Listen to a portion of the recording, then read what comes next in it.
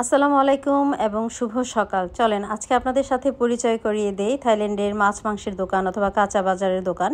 তো গিয়েছিলাম আমরা একটি কাজ শেষে ফেরার পথে এই বাজারটা চোখেই পড়ে হাতের বাম পাশে।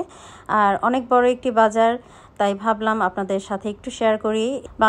আমাদের বাংলাদেশের মতোই কাঁচা বাজার, এখানে অনেক বড় বাজারটা।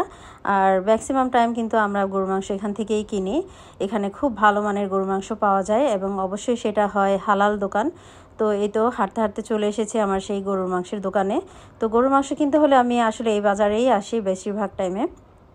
খুব সুন্দর করে ওরা পার্ট বাই পার্ট মাংসগুলোকে সাজিয়ে রাখে। আপনার যেটা ইচ্ছা, অর্থাৎ গরুর মাংসের আপনি যেই পার্টের মাংস নিতে চান ওদেরকে বাস বলে দিলেই হয়ে যায়, এবং কি ওরা ছোট ছোট করে কেটেও দেয় সব জায়গায়। আর থাইল্যান্ডের হালাল দোকান অবশ্যই দেখে আমরা সবসময় কিনি, বিশেষ করে গরুর মাংস বলেন, মুরগির মাংস বলেন, সব কিছু কিন্তু আমরা হালাল দোকান থেকেই নিই। দোকানগুলোতে আরেকটা সুবিধা হচ্ছে ওরা হালাল সাইন দেওয়াই থাকে। অনেক সময় দেখবেন মহিলা বিক্রেতা হলে হিজাব পরা থাকে, আর পুরুষ বিক্রেতা হলে বলেই দেয় যে এটা হালাল শপ। তো আমরা কিছু গরুর মাংস নিয়ে তারপর আর কিছু শাকসবজিও নিলাম এখান থেকে। বেশ ভালো ভিড় ছিল ওই দিনটাতে, একেবারে ফ্রেশ সব কিছু, তাজা তাজা এখানে সব কিছু পাওয়া যায়। অন্যান্য ছোট ছোট খুচরা দোকান থেকে এখানে তুলনামূলকভাবে প্রাইস অনেক রিজনেবল।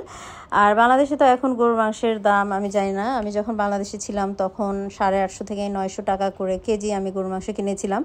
আর এখানে যেহেতু গরুর মাংসটা দেখালাম তাই বলে দিচ্ছি, এখানে গরুর মাংসের কেজি হচ্ছে 200 বাত থেকে শুরু করে 250 বাতের মধ্যে কিন্তু গরুর মাংসে পাওয়া যায় এখানে অ্যাভেলেবেল। তো 250 বাত বাংলাদেশি টাকায় হিসাব করলে প্রায় 800-850 টাকার মতোই পড়ে। এই তো কাঁচা বাজারটা কিন্তু বেশ খানিকটা বড়, একদম এক মাথা থেকে ঢুকলে অন্য মাথা হেঁটে শেষ করা যায় না, এত বড় কাঁচা বাজার।